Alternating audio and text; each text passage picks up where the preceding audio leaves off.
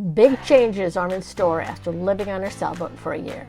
But before we can put those plans into motion, we have to bid farewell to the Bahamas and sail back to the U.S.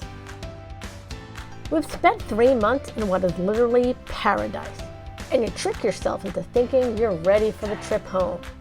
You have no idea. The dream is over for now. For 78 days, we lived the kind of lives you see on Instagram.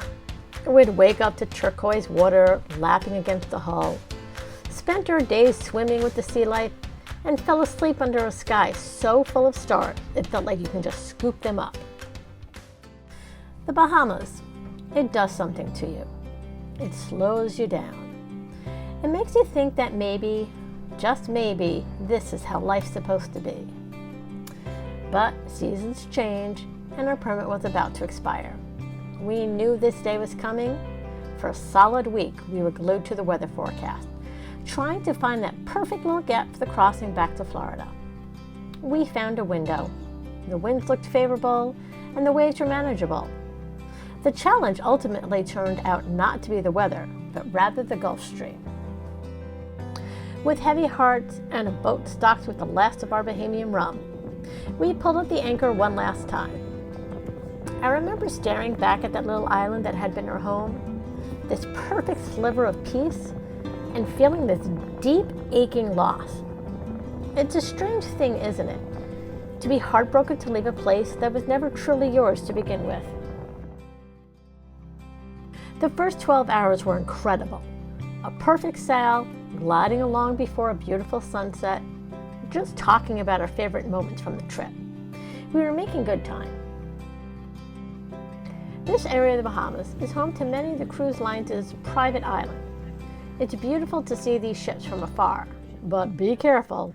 They race back to port at 20 knots and expect everyone to stay out of their way. Sailboat's coming awfully close.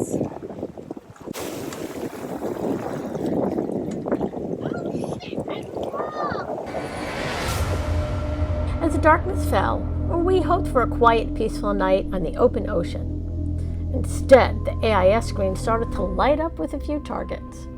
The Gulf Stream is a river of warm water flowing north, a conveyor belt you have to ride home. But what you might not realize is that just off the coast of Florida, that conveyor belt runs past anchorages full of commercial ships. To save on port fees, massive freighters anchor there for days, creating a scattered obstacle of steel right in your path. By midnight, we were among them. This wasn't a battle against wind and waves. It was a challenge of vigilance. We were a tiny fiberglass boat, carefully navigating past anchored, sometimes unlit, 300-meter-long cargo ships. They don't show up on the charts. They just appear as AIS targets where there should be open water. And slicing through the area, cruise ships lit up like small cities, speeding back into port. Sleep impossible. One person was glued to the radar in AIS, trying to predict the path of these giants, while the other person was on deck, straining their eyes in the dark, trying to spot a blacked-out hull before we got too close. The exhaustion was profound. It wasn't from being thrown about, but rather a deep mental drain. Your brain is fried from being on high alert for hours on end. You're not worried about a wave breaking over you. You're worried about sailing into the anchor chain of a silent, massive behemoth. Your mind plays tricks on you in the dark. Did we turn too soon? Does that ship see us?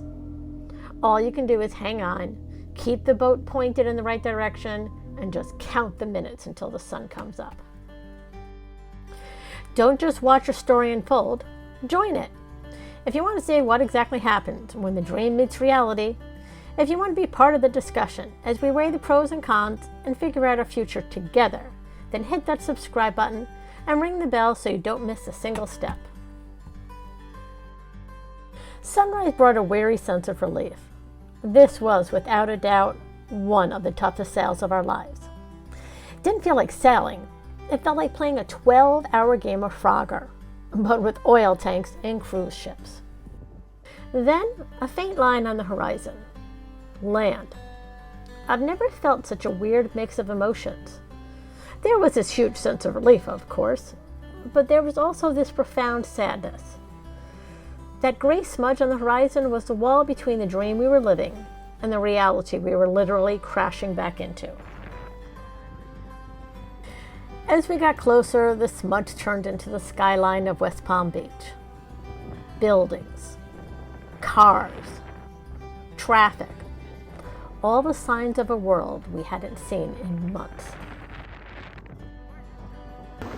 The Lake Worth Inlet. Yeah, it's a little squirrely right now. We have an incoming tide and easterly wind. But the wonderful thing about this inlet is you don't have nearly the freighter traffic that you have in Fort Lauderdale or the cruise ship traffic that you have in Fort Lauderdale, Miami. A lot better inlet also than Jupiter. But I guess it's also the fact that we're familiar with it because we used to sail out of this inlet all the time when we were landlubbers. But there was a reason. Sailing into the channel at the Lake Worth Inlet was a complete culture shock. The water had transformed from that impossible Bahamian blue to a murky, sludgy blue-black. The air, which used to smell like salt and flowers, now just smelled like diesel. It was an assault on the senses. The dream was gone, back to a different reality. We were exhausted, but our trip wasn't over yet. We took a few days to adjust at the Lake Worth Inlet, to decompress from the crossing and reprovision before sailing up to the Indiantown boatyard to haul out. The dream is meeting reality, and the choices we make next will define everything.